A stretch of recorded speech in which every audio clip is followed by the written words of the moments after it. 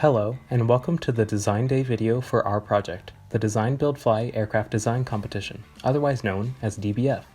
We are sponsored by the University of Arizona Student Chapter of the American Institute of Aeronautics and Astronautics, and we are mentored by Professor Jacan Thanga and Dr. Jeff Jepson. Our team members are Kirk Dahl, Angelo Joseph Guerra, Jet Thomas Robert Marr, William Cameron Reynolds, and Ryan James Spiewak. Now let's dive into our project. Our mission objectives are provided by the AIAA DBF officials each year. This year, we are tasked with designing, building, and flying a banner-towing, remote-controlled model bush plane capable of carrying payload. We have 4 mission requirements. Mission 1 is a test flight. Mission 2 is a charter flight where we must carry passenger and luggage scale models. Mission 3 is a banner flight where we must deploy and detach a banner mid-flight. And Mission 4 is a ground demonstration where we must unload and load the payload and banner and then demonstrate that the flight controls are active. The competition course circuit is a racetrack configuration with a 360-degree loop. For Mission 1, we must take off within 20 feet. All missions are timed and require us to fly as fast as possible with the most payload possible. The AIAA International DBF competition was originally scheduled to be held in Wichita, Kansas on April 16th through the 19th before its recent cancellation. For our aircraft, we needed to complete all 3 of the missions successfully and efficiently as possible. Our team chose to have a long rectangular fuselage with a flat surface. The aircraft has a low wing and T-tail configuration. The T-tail would place the control surfaces out of the banner's flight path. The dual engine design was implemented for more power for cargo carrying capacity and a balanced net moment from the engines. The aircraft's large rectangular wing allows for simple and rapid construction while providing enough lift for all 3 missions.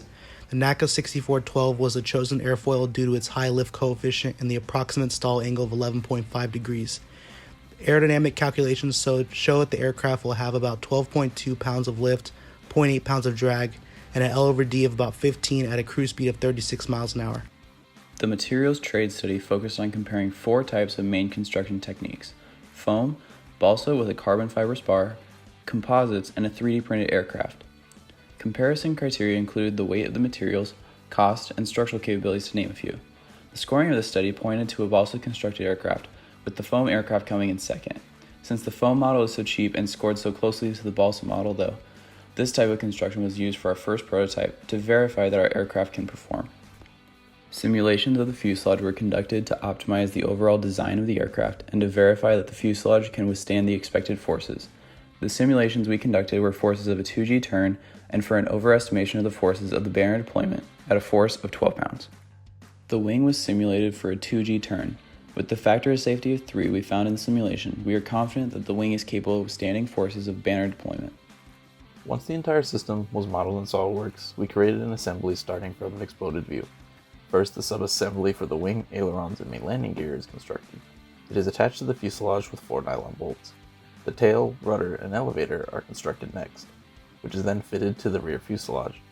The front landing gear is integrated into the nose cone, which is detachable from the fuselage. The battery and electronic components are placed in front of the fuselage. Next, the motors and propellers are mounted on the motor pods with integrated cooling ducts. Finally, the banner detachment system is fixed on top of the wing box, and the passenger and luggage bays are loaded on the payload rail. The payload rail allows for space-effective stowage of the banner system, the flight electronics, and the passenger bay. The removable fuselage roof serves as the primary access panel, and it completes our assembly. Early into the project, we decided to construct 3 prototype aircraft and 1 final competition aircraft. Our first prototype was a full foam construction that served as the test of our conceptual design. Our second prototype was a hybrid model with a foam fuselage and balsa wing.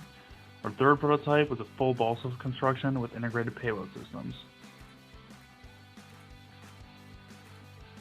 We used multiple construction techniques to build our 3 prototypes. We laser cut balsa sheets to form the skeleton of the fuselage, tail, wing, and nose cone. All other balsa pieces were created by hand. Once the balsa construction was fitted and epoxied together, the structure was covered with monocoat, a heat-sensitive film which serves as our aircraft skin. The payload systems were entirely 3D printed, including the passengers and passenger bay, the luggage items and luggage bay, the payload rail, and a banner detachment system. The first foam prototype took about 5 hours to construct. The balsa wing took roughly 125 plus labor hours to construct, completed in a single weekend. The balsa fuselage took about 150 plus labor hours to complete as well. The total print time for passengers, banner deployment system, passenger harness, and passenger track was about 133 hours, which is approximately 5.5 days of printing.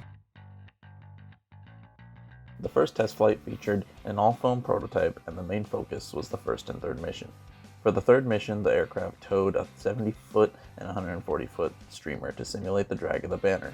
Although these banners were not the correct weight, they allowed us to see if the current propulsion system was worthy for the next prototype. It was determined that the propulsion system needed an upgrade since it was underpowered and overheating.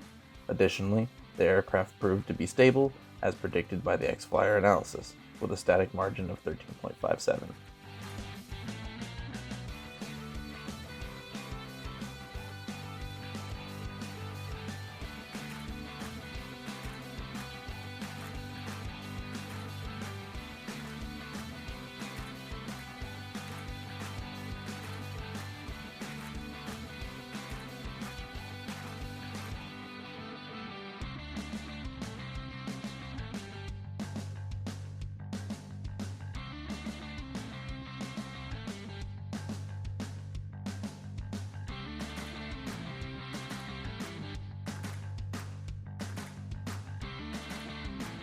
The second flight test featured a foam fuselage, foam tail, and balsa wing.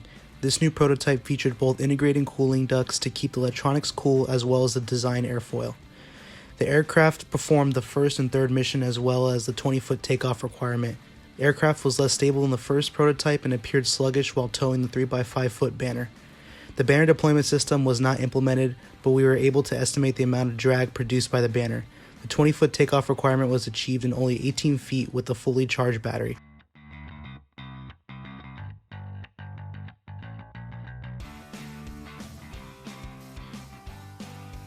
The third flight test featured a full balsa wood aircraft with an upgraded and more powerful propulsion system.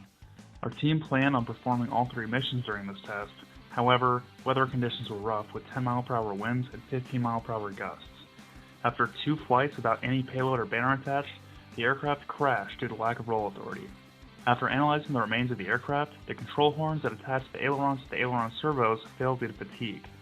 After a few flights, the horns most likely wore out the surrounding wood and slipped out during flight. This phenomenon explains the lack of roll authority. Therefore, the solution for the next prototype would have been to use epoxy for the control horn connection rather than cyanoacrylate.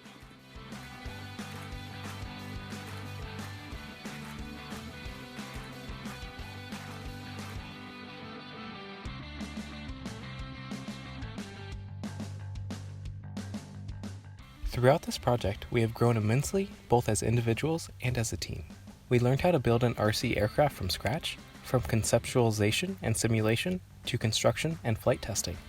We have really enjoyed our project, and we hope you have too. Thank you.